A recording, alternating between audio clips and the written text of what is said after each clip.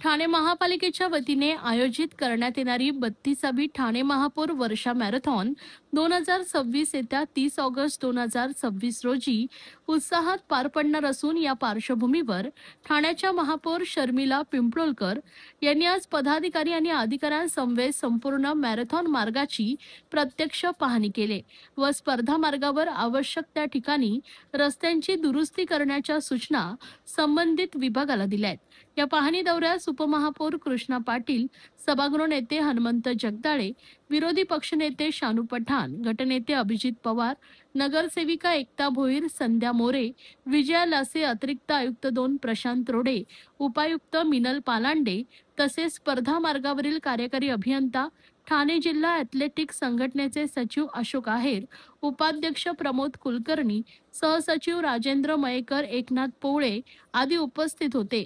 मॅरेथॉनची सुरुवात ठाणे महापालिका भवन येथून होणार असून महापौरांनी या प्रारंभ स्थळाची पाहणी केली। यानंतर महापालिका भवन, Nitin company service road, road क्रमांक 16, रोड क्रमांक 22, इंदिरानगर, वर्तकनगर उपवन मार्ग, पोखरण रोड क्रमांक 2, टिकुजिनीवाडी, उथळसर आणि कळवा या संपूर्ण स्पर्धा मार्गाची पाहणी करण्यात आली। प्रत्येक टप्प्यावर आवश्यक सुविधा, वाहतूक नियंत्रण, रस्त्यांची गुणवत्ता आणि स्पर्धकांच्या सुरक्षिततेसंदर्भातील बाबींची तपासणी करण्यात आली आहे।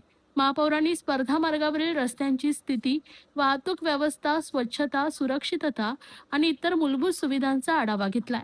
नितीन कंपनी सर्व्हिस रोड येथे जी कामे सुरू आहेत ती स्पर्धेच्या दिवशी स्पर्धा संपेपर्यंत बंद ठेवण्याबाबत संबंधित प्राधिकरणाशी समन्वय साधण्याच्या सूचना दिल्या आहेत। तसेच स्पर्धेच्या दिवशी मार्गावरील वाहतूक सुरळीत राहण्यासाठी रस्त्याच्या कडेला उभी असलेली वाहने हटवून मार्ग पूर्णपणे मोकळा ठेवण्याच्याही सूचना वाहतूक विभागाला देण्यात आल्या आहेत। यावेळी स्पर्धा मार्गालगत झाडांच्या वाढलेल्या फांद्या छाटून मार्ग मोकळा ठेवण्याचे निर्देश संबंधित विभागाला देण्यात आलेत।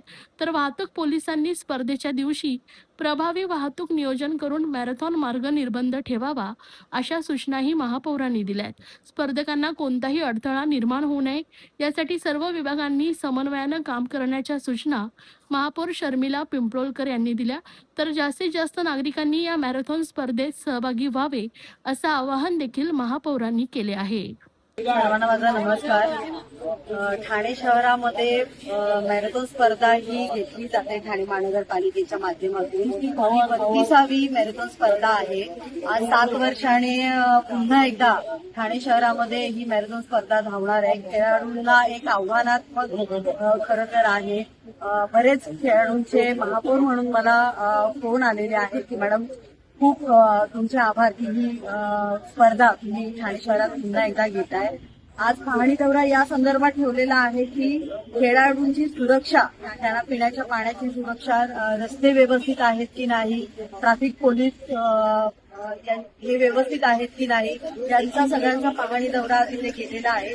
काही ठिकाणी MMRDची कामं चालू आहेत, त्यांनाही आपण बैठक त्यांची आपण घेणारच आहोत। कारण काही ठिकाणी मला व्यवस्थित असे रस्ते दिसले नाहीये, तर ती सुरक्षा पण व्यवस्था केली गेली पाहिजे या संदर्भात आपण त्यांच्याबरोबर बसणार आहोत आणि खूप उत्तम आणि चांगल्या पद्धतीने ही वर्षा मॅरेथॉन संपन्न होईल। महाराष्ट्र राज्याचे लाडके उपमुख्यमंत्री एकनाथजी शिंदे साहेब यांच्या मार्गदर्शनाखाली गेली 32 वर्ष ही मॅरेथॉन स्पर्धा सतत चालू असते आणि यापुढेही ती त्याच पद्धतीने खूप उत्तम आणि चांगल्या पद्धतीने चालू राहील।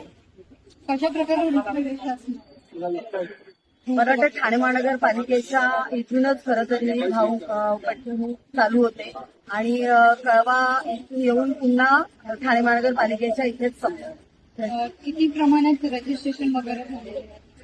रजिस्ट्रेशनचं प्रमाण चालू आहे, बऱ्यापैकी रजिस्ट्रेशन झालेले आहेत। अजून महिना बाकी आहे आपल्याला। मला वाटतं 25 ऑगस्ट पर्यंत लास्ट कालावधी आहे आणि फॉर्म मोठ्या प्रमाणात भरले जात आहेत।